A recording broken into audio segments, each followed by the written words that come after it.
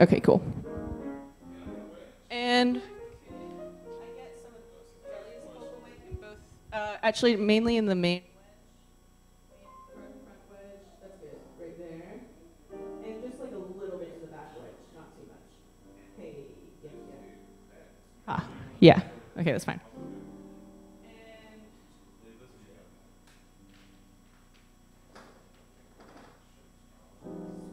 And then can we test the mic?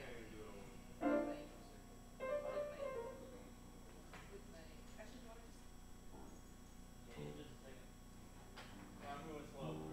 do you want to just? Could I get some of these keys and just put? Yeah. No, just in the back wedge. Actually, the main wedge is just going to be the vocal mics. That's good there. Actually, you could probably pull it down just a little bit because it's going to be a quiet show. And then I'm going to need some of Chronos 2 in there, but it's turning on, so we will wait for that. And actually, could you send Moog 1? Sorry, Moog. Wait 1 second. So the bass has been scrapped, so we have an extra line there now. And let me know if Moog 2 is coming out. Hold on, it's muted.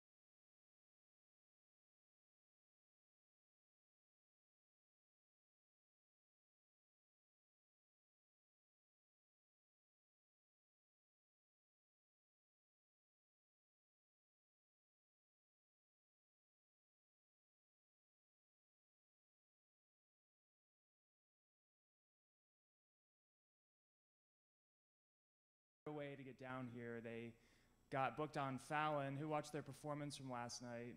So good.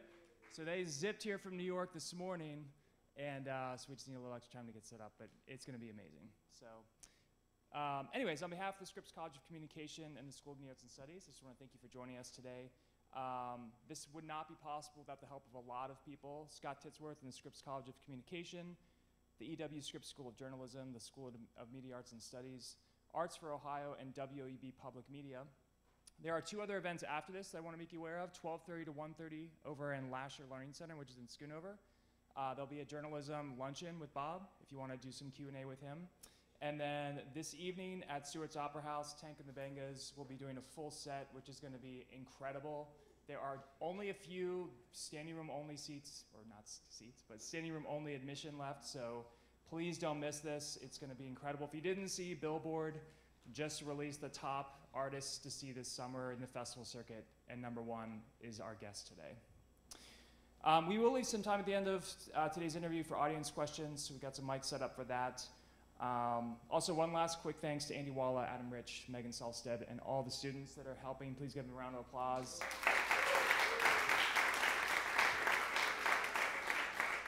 So the first of today's guests is Bob Boilen, the creator and host of NPR Music's All Songs Considered. He was the director of NPR's All Things Considered for close to 20 years. Bob is the creator and host of the widely acclaimed Tiny Desk concert series. Who's seen a Tiny Desk out here? Big fans? Yeah? Cool. Which hosts well-known and emerging artists for intimate performances filmed at his desk at NPR. The widely popular show has become a national treasure to music fans, curating intimate performances from a range of musicians. Bob's first book, Your Song Changed My Life, was published in 2017 by HarperCollins, and he is one of the nation's premier music curators and explorers, constantly on the lookout for new music. I believe this is still true, but I know from being with him at South by that he is out seeing music all the time, but by my count, somewhere around 500 live shows a year that he gets out to see. He loves music, and we're so thrilled to have him here today. Please welcome Bob Boilen.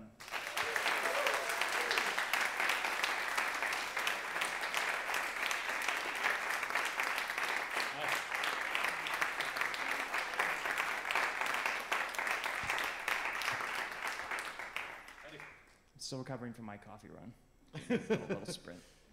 But yeah, so actually, let me start with, mention South by Southwest, but I think that's a good starting point of what you hosted this year and how much that represented the trust that fans have for what you put together at Tiny Desk. Can you share a little bit about that?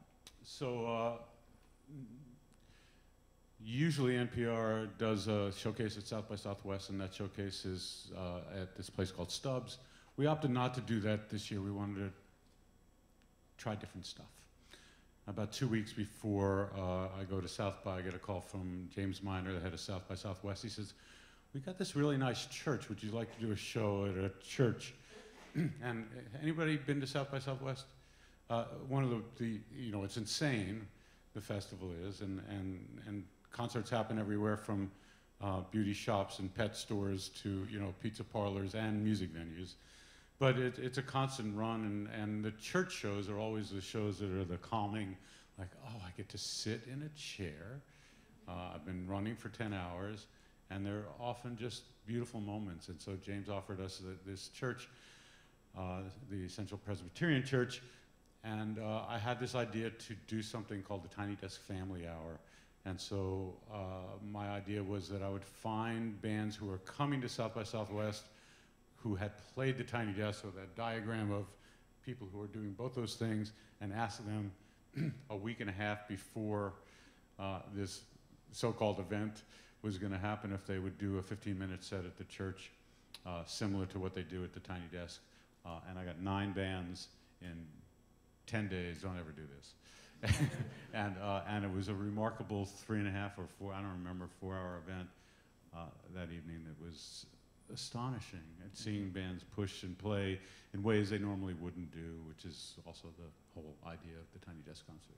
Yeah, and actually, do we have anybody that went to that showcase from the South by group? A few, yeah. So, yeah, and it was interesting to me because it's like you guys didn't announce anything, but the line was like 4 or 5 blocks long, thousands of people, and they're like... Yeah, one of the things I I find is fun in life is to be surprised, and one of the things with the world of social media is that you never get to really be surprised anymore. So I didn't announce any of the bands who were going to play. All I just said is 9 or 10 bands, Tiny Desk alum, come. And yeah, it was an insane line. It was amazing too, yeah. So kind of starting from now, looking back, take us to the beginning. Like, how did it start? What was the impetus to put this together? And did you ever think it would get this popular? The whole series in Yeah. general? Oh, Grandpa tells story. So, as Josh said at the beginning, I worked on All Things Considered for 19, 20 years, and one of the things I did there was play the little pieces of music between news stories of anybody that ever listens to that news show, and which was unique to the news show. But I also produced music stories for almost 20 years, bringing artists into our beautiful, beautiful studio, multi-track studio, where they would sit with the host of All Things Considered, and then play a song or two. And I loved doing that, and I did that for a really long, long, long time.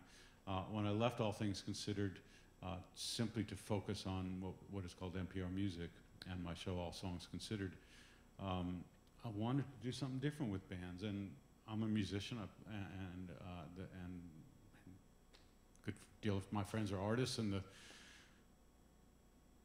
the how would I say, the skill and talent of an artist, to me, shines through when you restrict an artist, not give them a million possibilities. And so I thought it would be really, really cool to do something where an artist is going to be out of their comfort zone. And being out of their comfort zone is often a thing that people rise to a challenge. The idea itself, the bigger idea, started as a lark, as a joke, in some ways, because I went to see a concert at South by Southwest.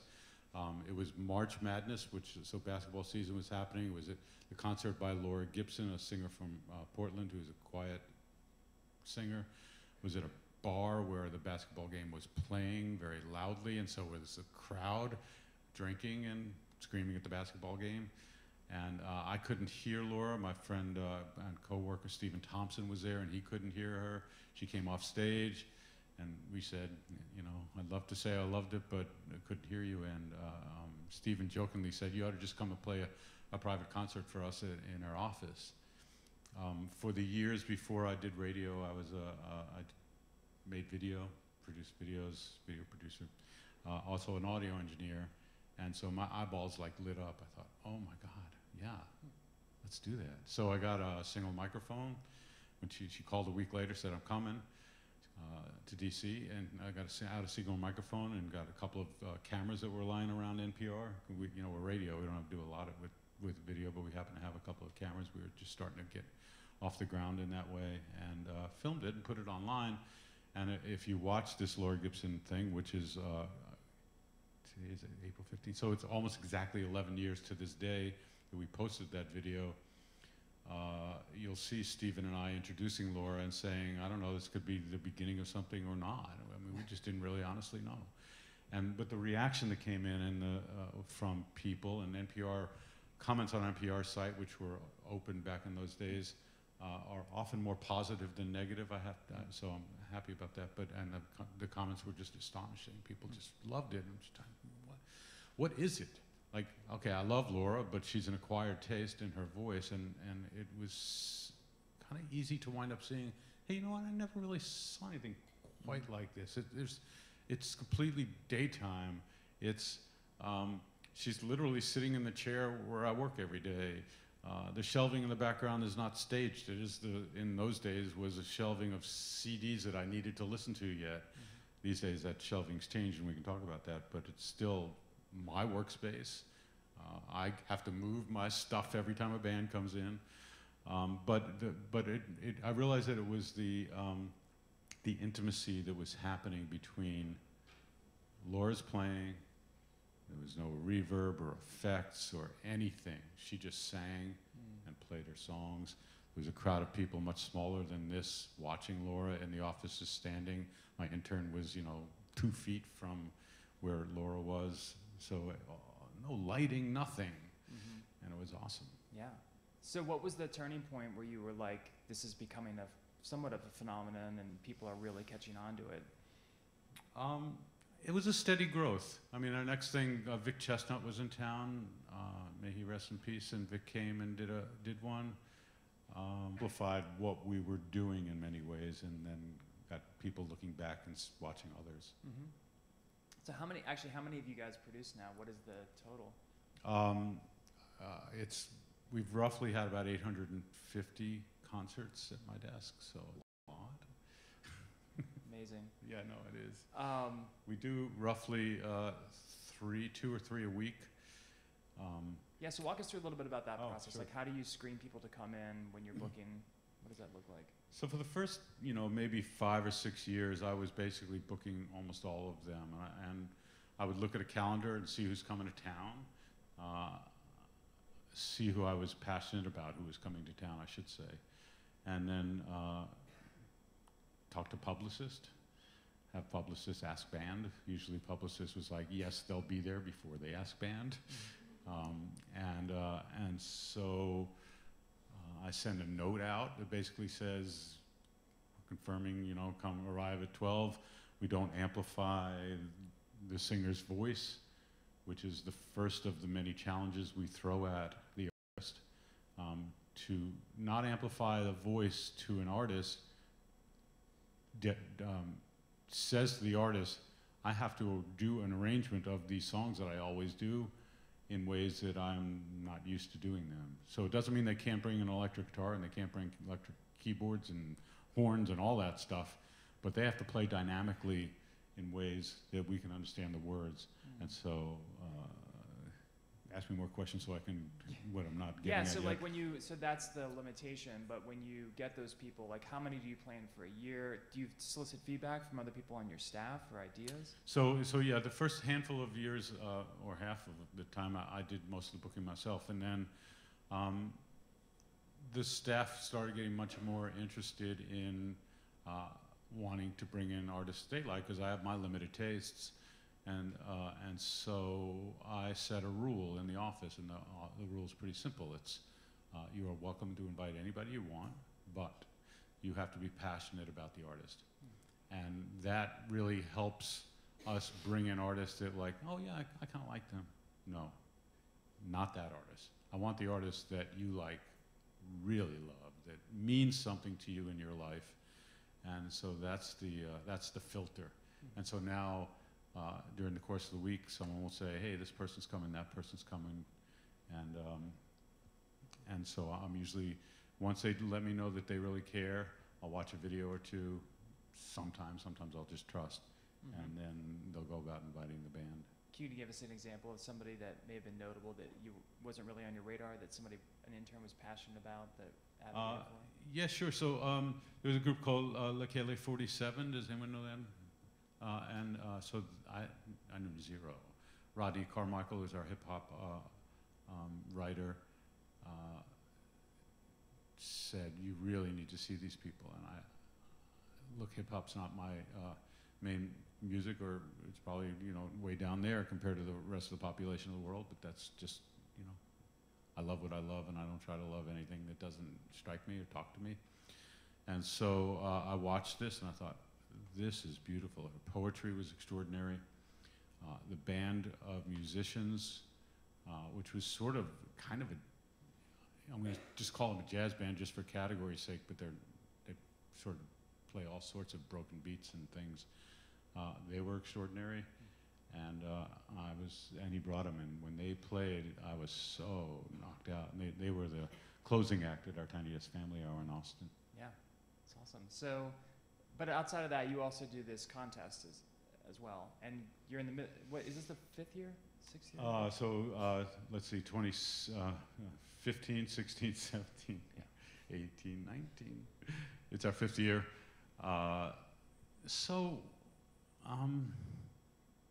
I'm really avidly passionate about running and seeing live music. I think live music is my favorite way to hear music anymore. When I grew up, music, the way I loved listening to music was albums, and I still love albums. But in terms of discovery, and really understanding like where is the talent, and especially can they pull off a Tiny Desk concert. I really have to see them live, because we all know what studios can do for an artist, and the sort of, I'll call it trickery, and I don't mean to, because it's artistry, right? Using studio as a tool is an artistry, but when they come to the Tiny Desk, they don't have that artistry. They have to rely on their what they have that they can do with their hands and their mouths and so forth. So I go out and see bands all the time. I love to see opening acts at bands all the time. And I've discovered so many bands that way. And so, where was I heading with this? So that's one of my main discoveries, but I don't even remember the question. Well, actually, before I go back to the contest, yes. Yeah, wait, let me put a pin in that yeah. and hit something else really quick. So yeah, can you give us an example of somebody recently that you've discovered that you're really excited about, that you got in a live show or an opener?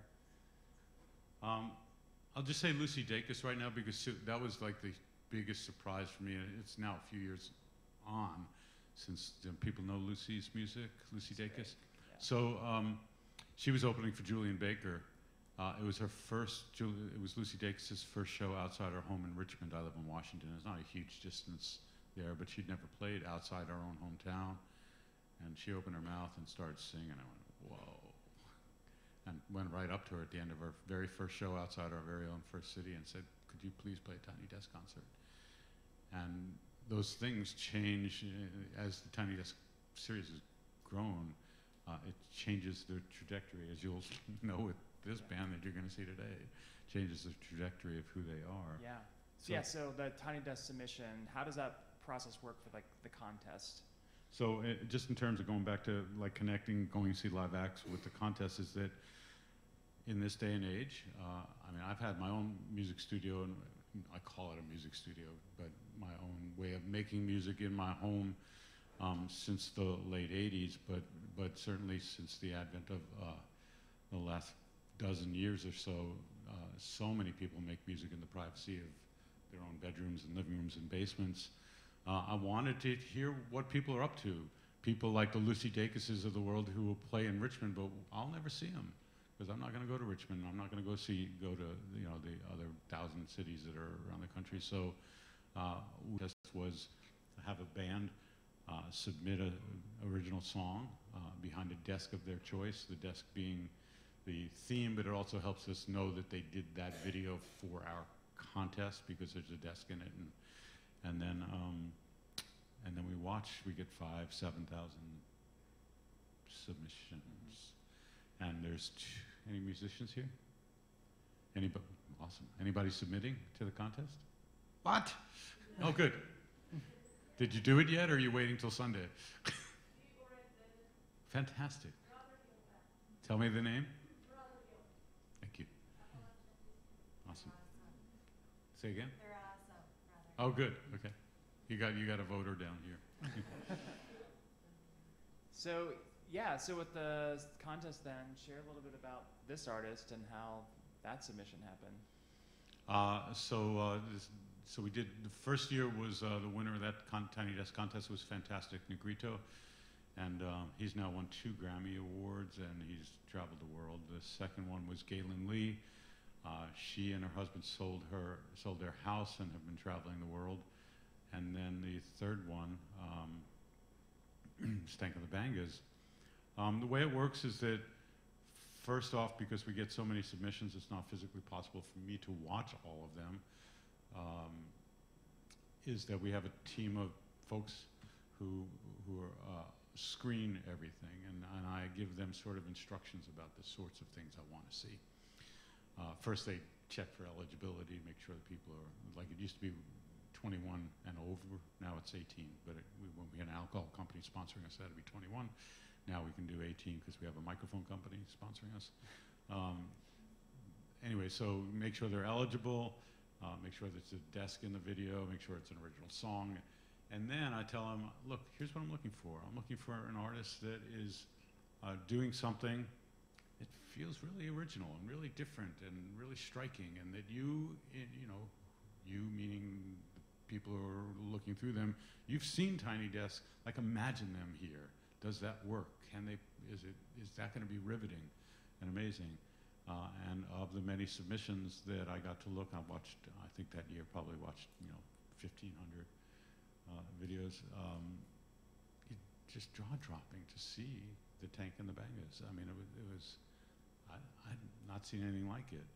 And, I try not to judge, and I tell the judges, the way the process works is that I'm the person who then passes videos on to all the judges. And we have, judges like in that year, Trey Anastasio was, from Fish was one of our judges, Anastasio was one of our judges. And these are busy people. They're often on the road, they're musicians.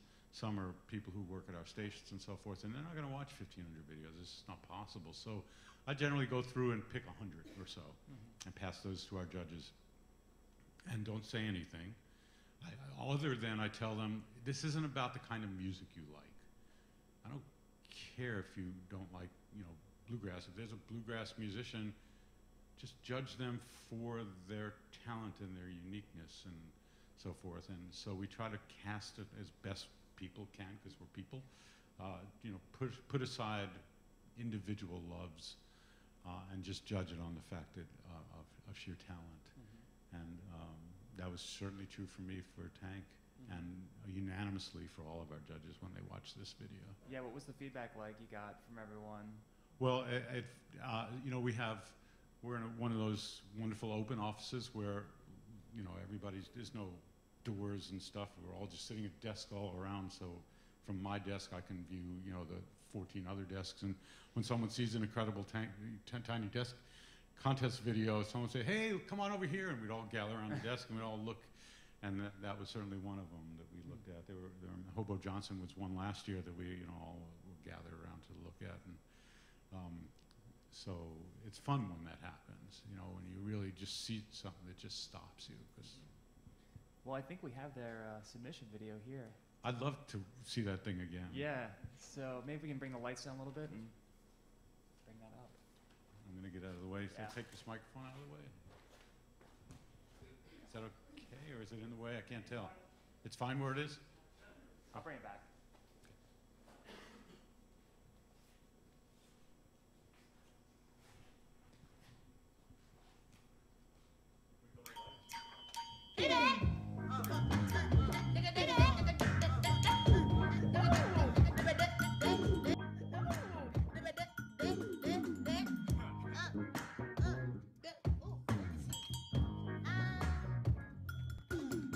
Down by the river where the tree grass grow, where the sun be burning, burning.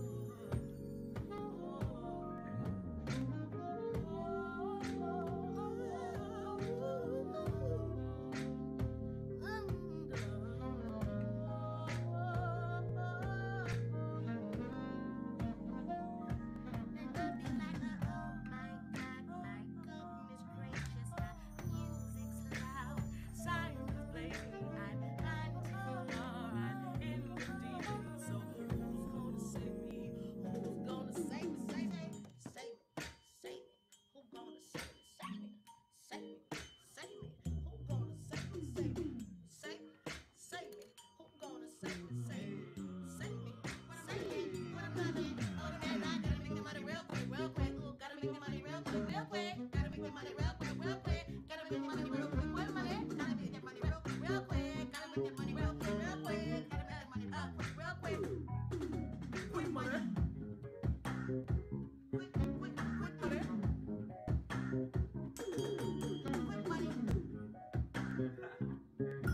More money.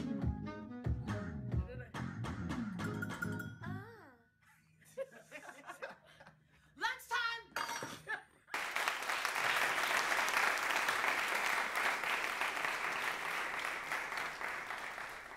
Well, please welcome Tank and Albert. Come on out. You guys are... You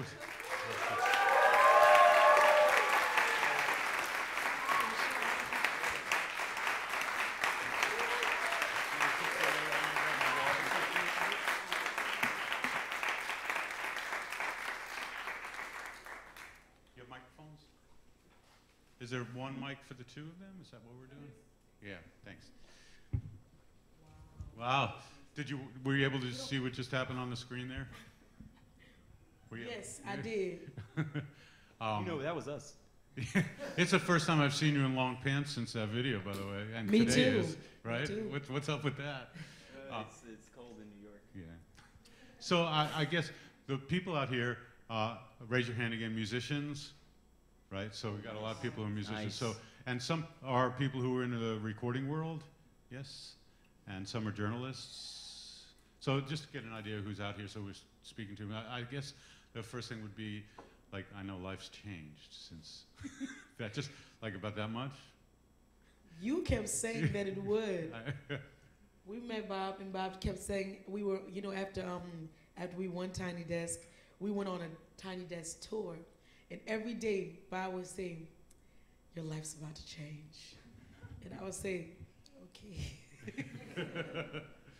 And so describe, like, think about that. That was 2017. What a typical, let's say, week or month would be like back then.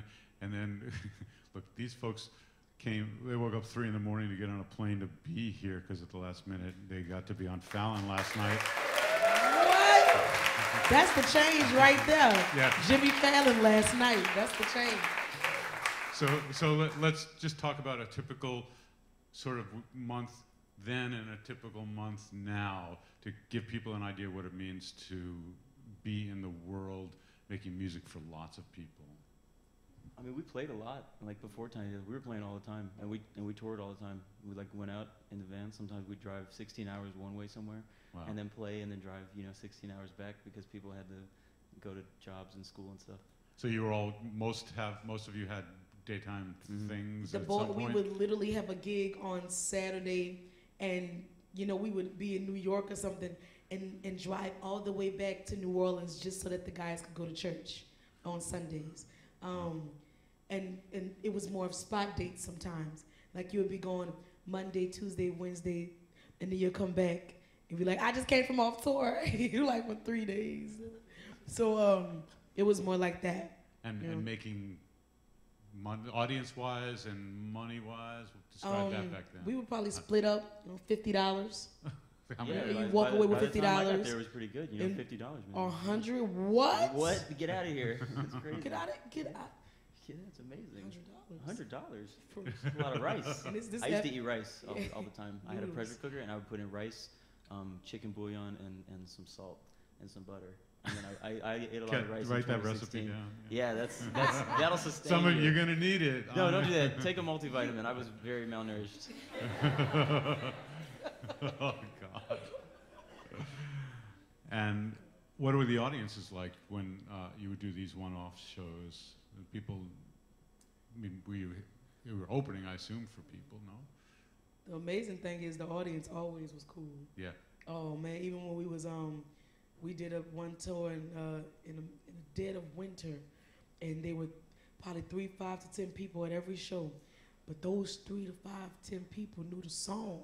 Wow. So we felt special, just the fact that you came out in the storm and we together here, and who cares if it's 3 people? They know what's up.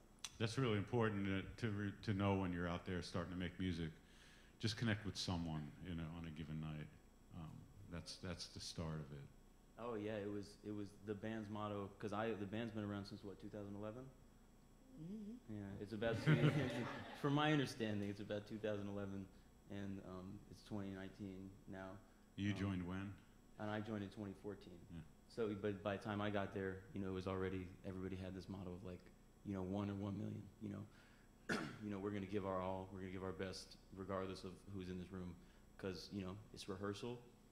You know, it's a paid rehearsal, you know, no matter what happens. That show that she's talking about, we drove through a blizzard to get to Chicago, and there were 3 people there. Wow. And then we like played the show, and you know, we did our thing, and it was such good practice, because then we know we're ready regardless of circumstances. That's helped us a lot in this industry when stuff goes on and people, because the whole industry is based around making you feel bad about yourself so that you think you need other people. How do you mean that? Make you feel bad? It's like a capitalist thing, I think. You know, Keep going. It's kind of like if there are people and people and groups in power that are kind of like, you know, if we can instill fear, we can control artists, you know? And we haven't seen this to such a huge extent, but it has. I've seen, like, you know, we've seen the edges of it and stories we've heard. We definitely see what goes on. They, you know, people want to make you think that you're not enough. I think that's a huge problem with just humans in general and toxic relationships. Is like, you know, people want to make you think you're not enough, and that definitely Or happens. that they're more special. Yeah, or that they're more special. You need this person, man. You can't do that without. You can't do that. You need this person, and this person, you know, costs $100,000, but you need that person, and you need to pay that. But I had a point, and it's gonna come back. I was wondering. Hold on. Let me bring it home. It'll come back. We were just talking about. But all the practice we did playing for like 1 person, 2 people, 3 people. We know we are so sure of ourselves and within our group and within ourselves that it's kind of like we can weather any situation together with what we do, because it's been tempered by, like, we don't care if it's 500 people or if it's 3 people. It's going to be like we're going to give our all.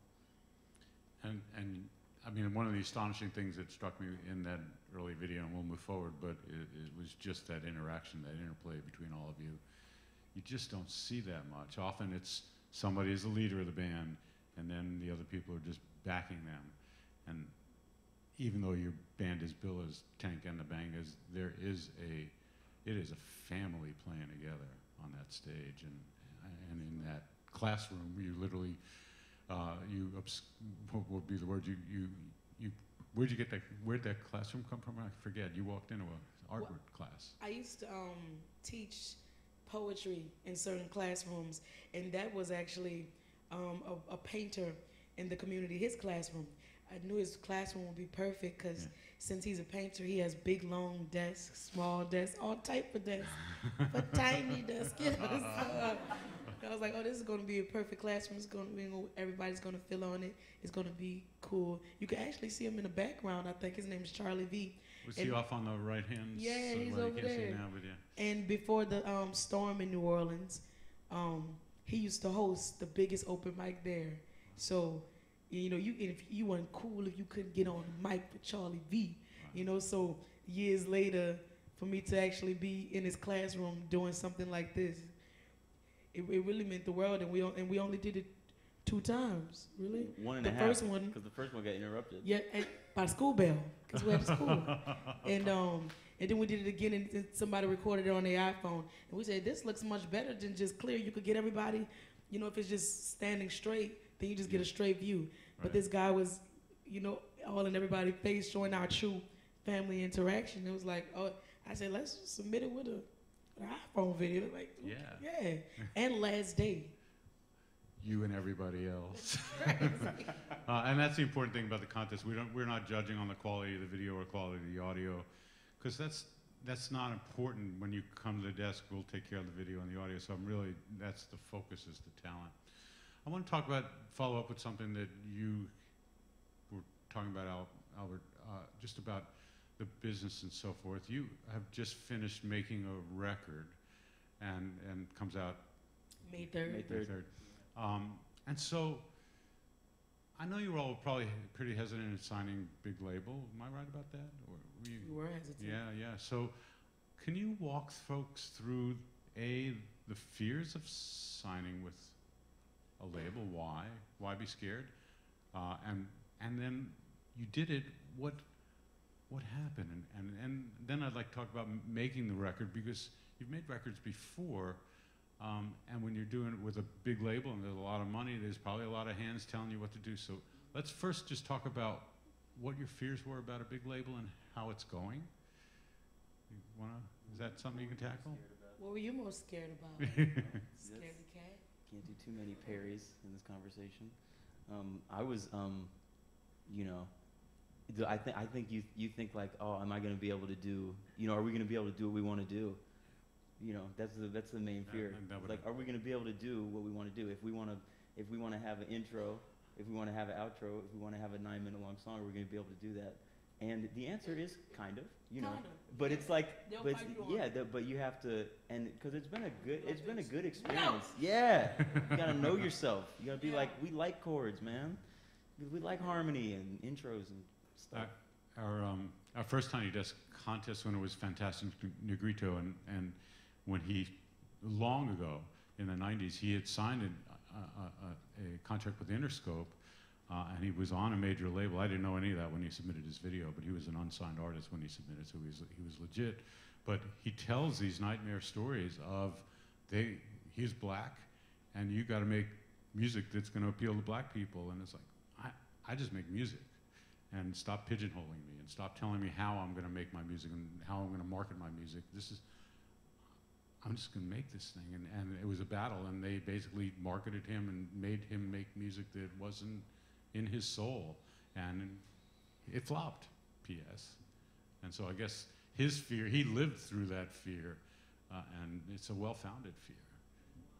Because they just, you know, Duke Ellington said that whatever record label he was on, my job is to make the music, and your job is to sell it, you know. Right. And that's how it should be. Yeah. But so often they're kind of, you know, They want us to make it and sell it and do everything. They want you to have, you know, 100,000 followers, you know, already and stuff.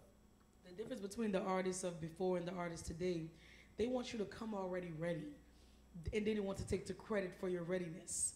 You know, like they want you to have already built up a huge fan base alone, and they want you to interact and come up with creative ideas to interact with the people around you, your already fans. But mostly, they really don't care about the fans you had before. It's really about getting the new ones. What's next? What are y'all gonna do next? That was Everything's good. We next. like the poetry, but what are you gonna do next? I mean, Drake. And this all we sound like pretty cynical and negative. There are really, really good things. They buy great dinners. Great dinners. That's how they got us. The dinners. The dinners.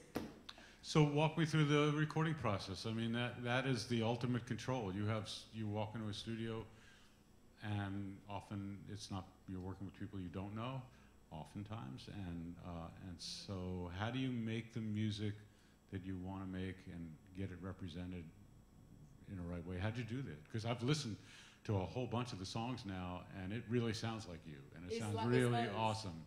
And that's super hard to do on a first major label. Yeah. I mean, what? That feels great to hear from you, Bob. I was sweating that one. I was like, is Bob gonna like this? Like, what's going on here? I'm going to say I was so on previous recordings. I having seen you so many times and then hearing the record, I thought, come on, you can do this. But now you've done it. And so I can't wait for people to hear this thing, but yes. Scared for the recording process, because as you see, that's a lot of people up there. So you're like, how are we gonna do this? You know, there's a lot of players, there's a lot of chefs, there's a lot of ideas, there's a lot of opinions. I said, oh my God, they're gonna see that we don't get along on certain issues. They're gonna see, you know, that what's up, that we don't, you know, are we not that good in the studio? What's gonna happen here? You know, we're gonna record well, we got a big sound. What's about to happen? Scared. And it was the exact opposite of everything I feared once I got there. It was calming and relaxing and cool and creative and respected and fun and imaginative. And every time we was done with a song, we wanted it that night so we could listen to it in our We rooms. just wanted an MP3. We just wanted it. Yeah, can I just have it? And they be stingy with it too. That's another thing. Well, They be stingy. They don't like to give you your work. well, because That's weird to me. They don't want a producer doesn't want to give you an unmixed thing because Oh, it's not a good representation. pish They're posh. like, no, they're like, I don't want to I do want to that. hear it later. It's weird. Like that's what I've discovered to be Yeah. weird. That they treat it like a producer because we've never worked with a producer before. Who was And the producer here? We had Mark Batson, Jack Splash, Louis Lastic, Louis Lastic, Zaytoven. Zaytoven. Oh, Zaytoven. Zaytoven. Is that it? Um, And us. yeah. Yeah, and what I discovered a producer to be, especially with people like us, is to be a coach, and just telling the players, "Oh, I like Robert that." Glasper was a good Oh, coach Robert and Glasper, producer. yeah. And oh, I like that. Won't y'all just go that way? It's somebody that's not as emotionally attached to music as we are, and can make a decision that's not so. Well, what about the flute solo? You know, so. That's what I liked about having a producer. They wasn't, you know, it's not like they got up there and started playing the bass, but they just helped us find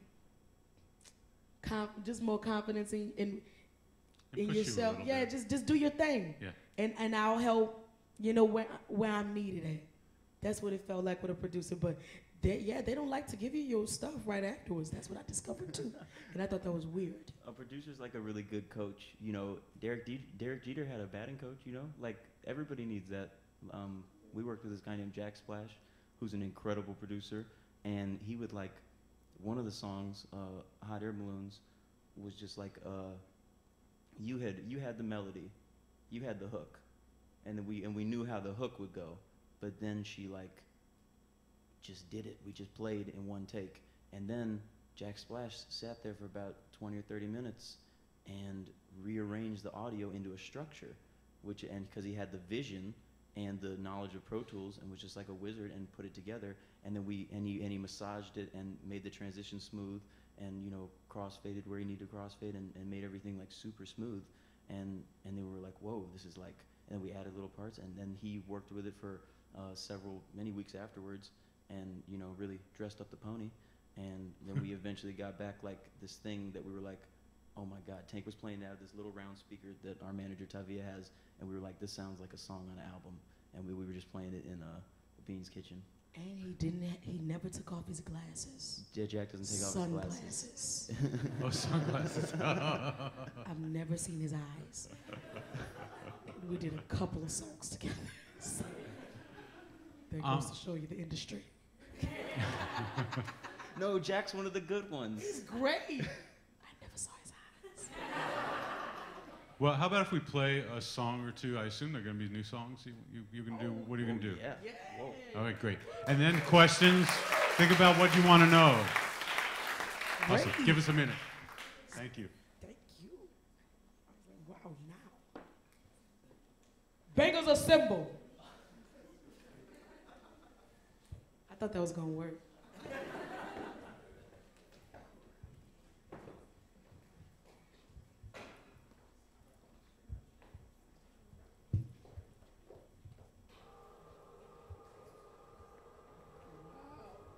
I thought they was gonna be behind the little thing. I was about to say, getting fancy, guys.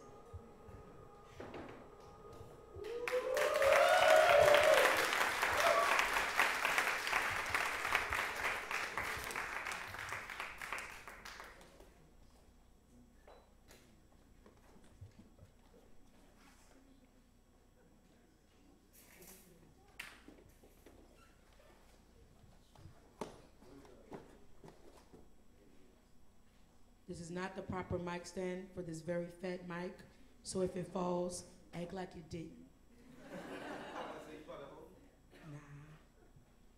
Nah. Okay, this is a song that we did, and it came across. I just love this song. It came out the blue. Ants. Whoa! Is it? That was Mike.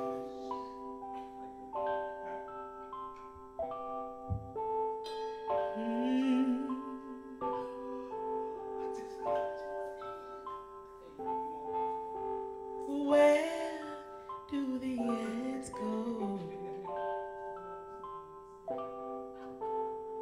Empty host to feel, you know, small and obscure, wonder the world. Where did my hands go? Familiar faces say hi, streetcar go by, carrying fish plates and first dates, finger waves, hard hairstyles, corner conversations, Pop locking and dropping. High school sweetheart at the gas station. Wonder who he is dating now. If he is married now. If he's busy thinking what was like I am now. Should I ask him what he doing? If he go into the second line. I am late for rehearsal now. I am late for rehearsal now. Erica told me I'll see you in the next lifetime.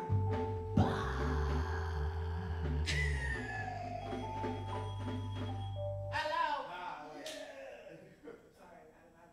Okay, is that a part?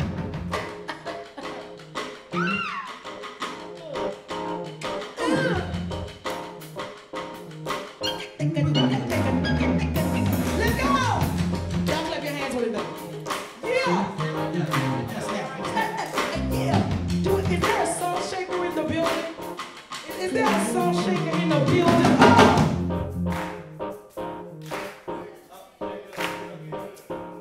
Here we go! It's just a cut.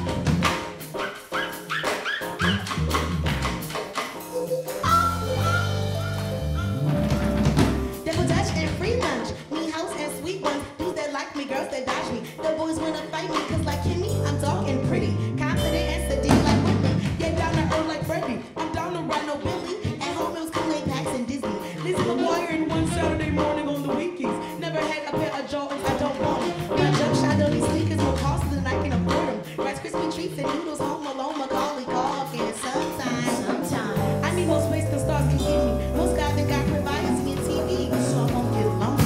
Where do the ants go?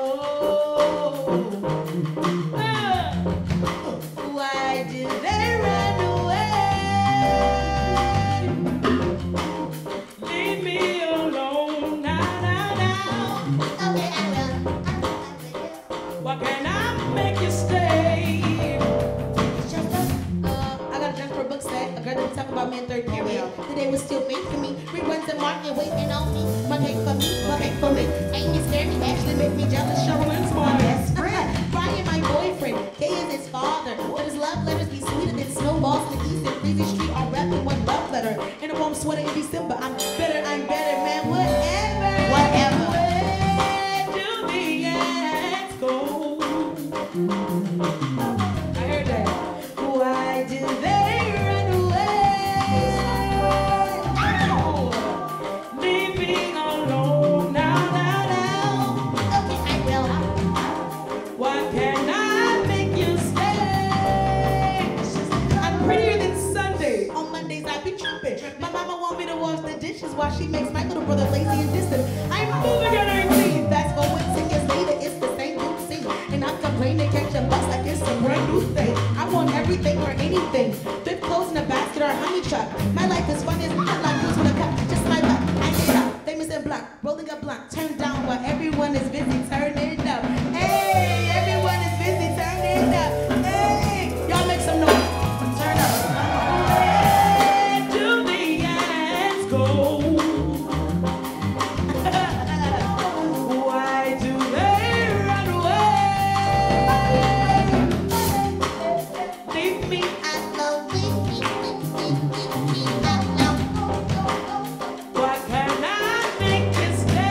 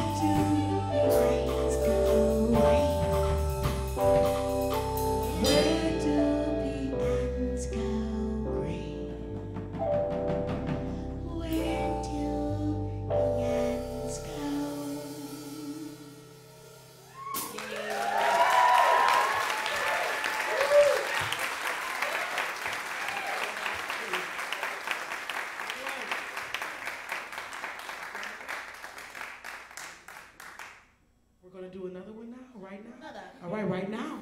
Right now. Right now, baby. Oh my gosh. It's so crazy because when he said that life would change, that, Lord, it really did. And it's changed because you just know, oh, I rode in a helicopter this week, met Quincy Jones and Jimmy Fallon, and now I'm here with you guys. And that's how random and beautiful and odd life has become. This is our new song, Nice Things.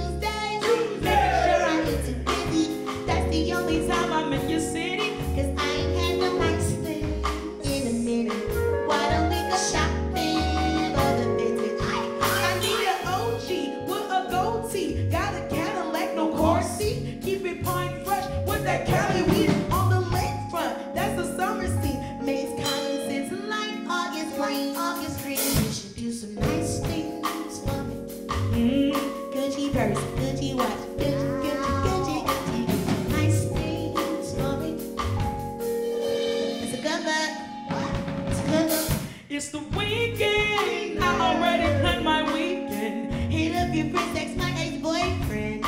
It's we chillin'. Or why we should link up. Kissy face and make up like we made up. And them suicide doors. I want more. That's a score. Hitting beaches in LA. Pretty boys down in that bay. Can you open up the door for me? Man, can you bring it back? Shut it down the scores for me. Man, can you open up the door for me? Man, can you bring it back? Bring it back. Man, can you open up the bag for me? Man, slide the keys to the mother. Jack. You should do some nice things for me. You should. Nice things for me. It's a Gucci purse, Gucci watch, Gucci. You should cook some white things. You should cook some white things for me. Red beans. Nice things. Man, look. Later. Alligator smell the beepers. Okay. Yeah. I ain't got no chill. Nope. I ain't got your again. Later. Alligator smell the beepers. Okay. Yeah. I ain't got no chill. I ain't got you. Me now.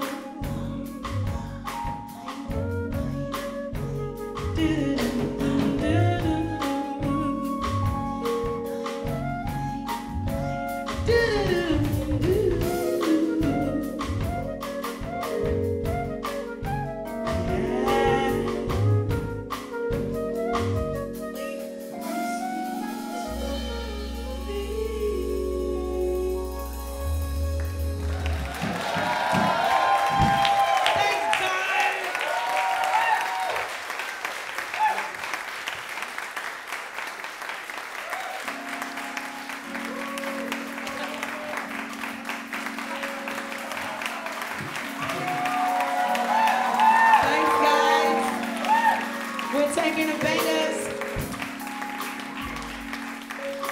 And yeah, this is Norman. Oh, okay, all right, that's Norman.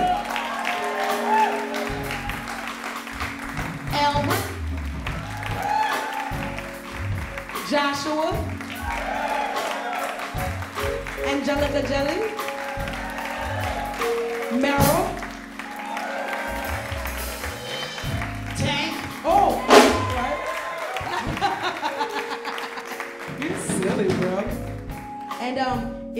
our pleasure and honor to speak to you guys today. And we are open to questions, because that's what's happening right now. All right. Check. Can you open up the door? You have to sing the question. Yeah, you have to sing the question. You have to sing it. You're like, where did you grow up? You're like, you gotta do that. All right? Don't do it. You're gonna scare him. Somebody said I was gonna ask a question, but I can't sing. He's coming. He's coming. He gonna sing it too. Hello. Yeah! It's me. Hey. How long have you guys been playing together? Wow! Wow! My name is Jerry, by the way. You're hell of a band. I like that. I like that. Whoa!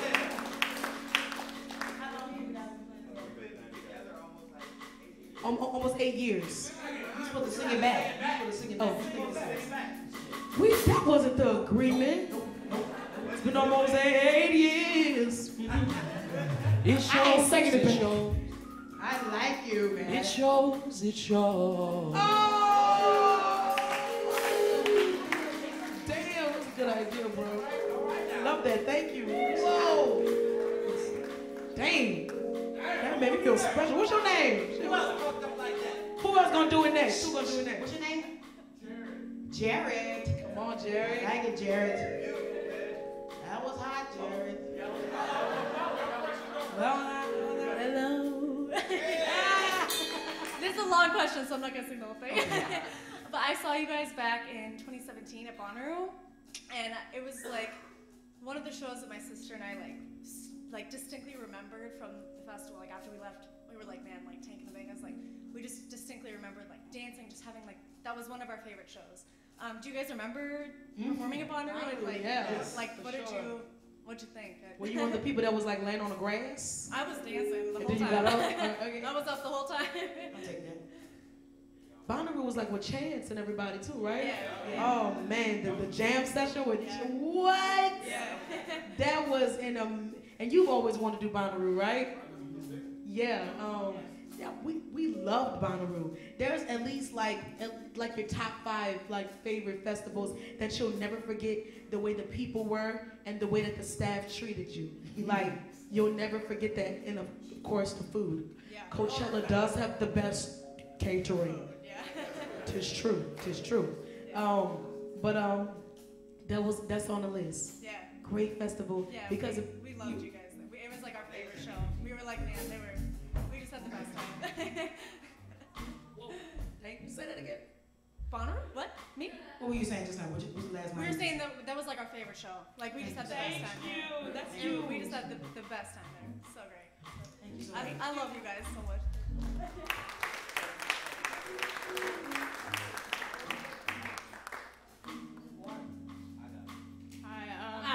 Hi. All right. Okay. All right, I was just wondering, what each of you guys were doing before you were even just fully in the band. Like, what were you guys doing before you did Tiny Desk and were touring? At work, thinking about music. At regular job is dreaming about doing what we're doing right now, and even doing what we're doing right now on the side of the regular jobs. And then eventually it was like, screw the regular job. I believe in myself, So, boom.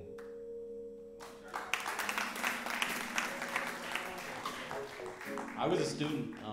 I graduated in 2016 from the University of New Orleans, and they were real cool about letting me take time off to go. Like, we went and lived in London for 3 months, and the school was real loose about it, so that was awesome. And then I graduated, and we had that 2016 year. We toured a lot, and then Tiny Desk happened in 2017. Not a great story. It was actually pretty smooth. Not a lot of conflict in my story. Pretty much just a straight trajectory up.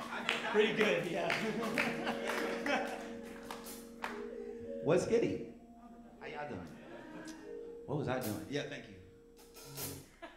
I was playing music, man. I just wasn't playing with them. I was playing a lot of gospel music.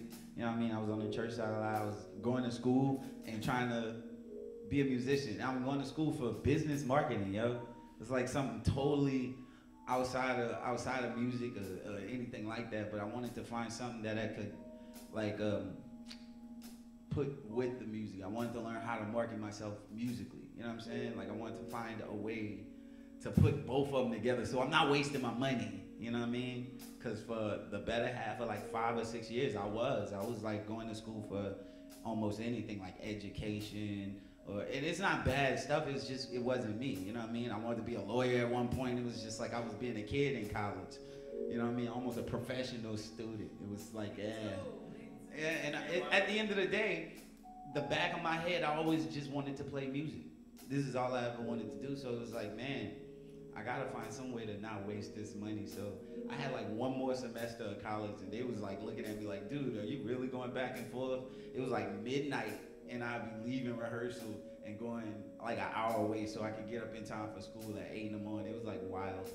And I quit that because it was like, it was counterproductive to where I was heading and where God was pushing us and where he was pushing me, you know what I mean?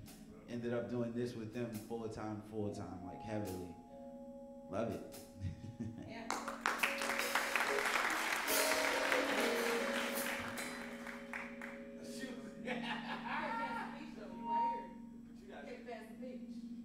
I was doing music as well, y'all. I love music. I've been doing this since I was younger, and this is just another great, awesome aspect of some of the greatest things that we've been a part of, either collectively or individually.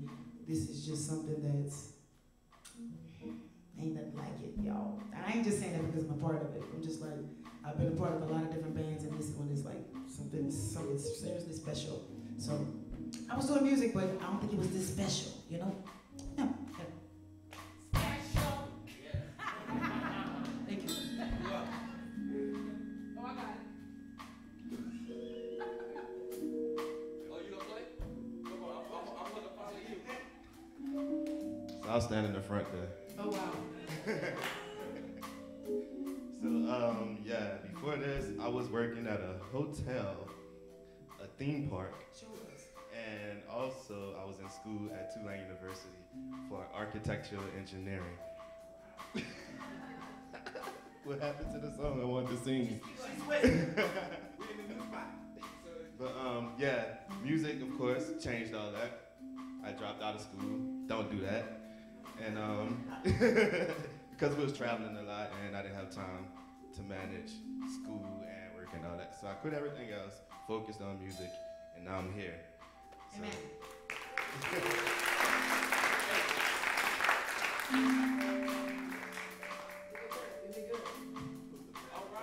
Pastor Pete. What was I doing? My life has been full of music and poetry since I can remember. I was in school, of course, like everybody. That's where I met Angelica in school. She was rarely there, by the way. Oh, but I was also like Joshua, where I was jumping from major to major just to find something, literally trying to fit myself into a limited curriculum, and I couldn't. So I was in a poetry group, Team Snow. Snow? Yeah. And then after we won like a really big national poetry competition, that's when I was like, oh, it's just time to do music and poetry full time. I'm gonna force them together. So, dang, that was a long. We answered your question, huh? Thank you. I mean, I love hearing stuff like that because we're all college students just trying to figure out how to balance creative and like working a shitty job. So, I'm glad you guys got out of it.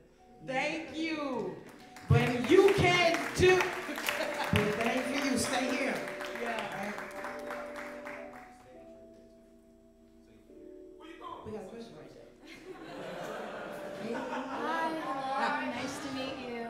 I'm Mackenzie, and I'm a first-year student, and I love what you guys said about like how you changed your majors and how you were all indecisive, and your guys' life has changed overnight. Like, you guys were at Jimmy Fallon, and now you're here. Like, we are so grateful that you're here. How do you keep good faith, and how do you like practice believing in yourself and just like keeping that same drive that you guys had at day one? Talk to yourself in the mirror every day. Deep. I look at myself every day in the mirror and I say, I am patient, I am peaceful, I am kind, I am a master, I am a good friend. Okay? You gotta manifest that shit. It feels goofy, but yeah, do it. speaking everything you want into existence, not just, oh, I want to do this and I want to do that. But I think the point in our lives that we're at now is speaking what we want for ourselves, like as a person, like, man, I wanna eat better, I wanna live better, I wanna love better, I wanna be good, you wanna be the person for sure off stage. You wanna live, because one thing that I don't know if y'all just realized that maybe I'm crazy, but this is a lifestyle. It don't end. After I leave, like, I'm barely home. My life is practically the road and being with people that I don't even much know and looking in their face and connecting with them. That's the opportunity that you signed up for, and that's the one you got. So you just gotta talk inside. People say, oh, you talk to yourself, you're crazy. No, you're crazy if you don't talk to yourself. Yes, amen, amen.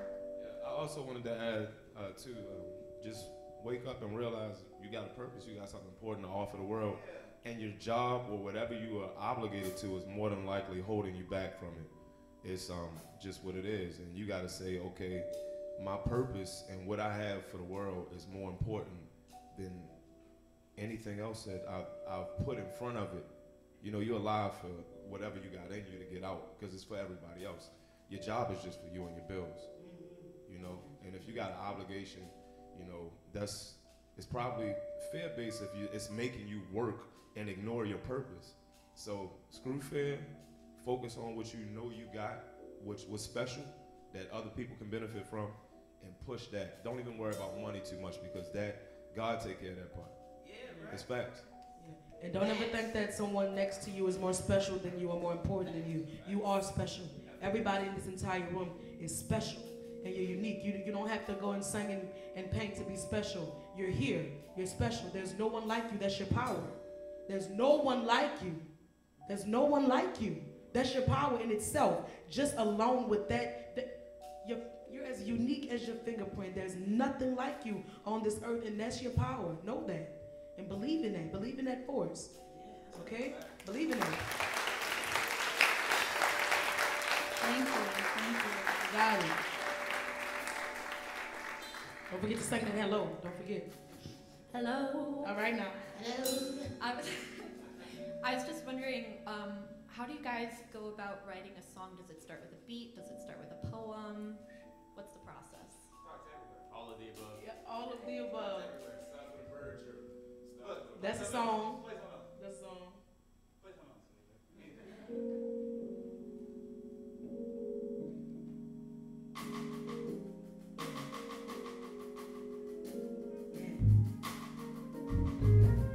I came here today.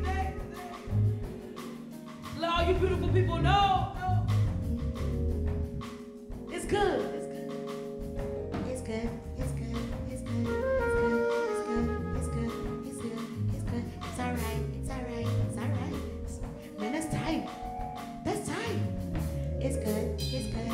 It's good. It's good. That's pretty much how it goes. Thank you. There you got it. One last question, so you better make the hello really good. Okay. I want to run. What's up? Be Pat. I don't sing. I rap. Whoa. Yeah. Do you want me to keep going? No. Only if you want to. No, I was just wondering, as far as the creative process and just making music, how much your faith plays a role in that specific area. Faith. Yeah, you got to stay open so whatever is being deposited daily, because it's stuff that we don't even catch all the time. You know, you can just be walking and something will happen. It could be a horn or whatever, but it's a song attached to a lot of this stuff, and we miss a lot of it when we're not intending. Yeah. So if you free and you open, you'll find it. You'll have a phone full of voice recordings with no titles and you just unfinished songs, like me and a lot of other people. Yeah. And then all you need to do is go back through and put yourself in it and finish it, man. Because you already got it there, bro. It's already there, man. Just believe that if it was given to you. The fact that you asked that question right there means it means you putting some amount of it into what you don't. You know what I mean? So now just give more. You know you got more to give with that? Give all of it. Give everything you got to it, man. This is your purpose. It's your dream, it's your vision. And if you know who your gift comes from, you'll be even more inspired to find out how to operate little hard, you know, like you start off, man, this thing dope, but for some reason you just can't finish it. You know what I'm saying? And that's when, to me, you look within and you look from other inspirations. You have to remember that someone else wrote a song that you loved. So it's nothing wrong with listening to some other music to keep you going, to keep you influenced, to keep you inspired. One word. When I was in the studio and I was going through my Spotify playlist and I saw a song that said Empire Ants by the Gorillas.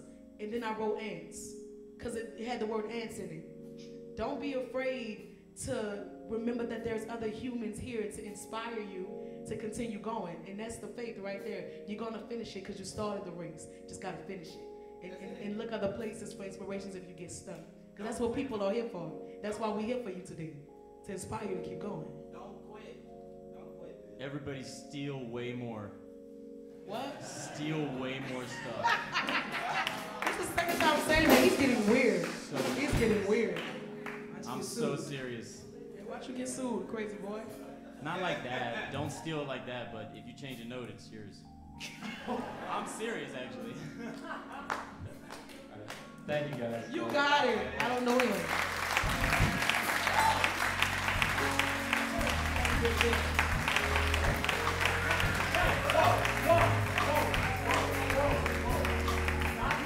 Thank you, guys.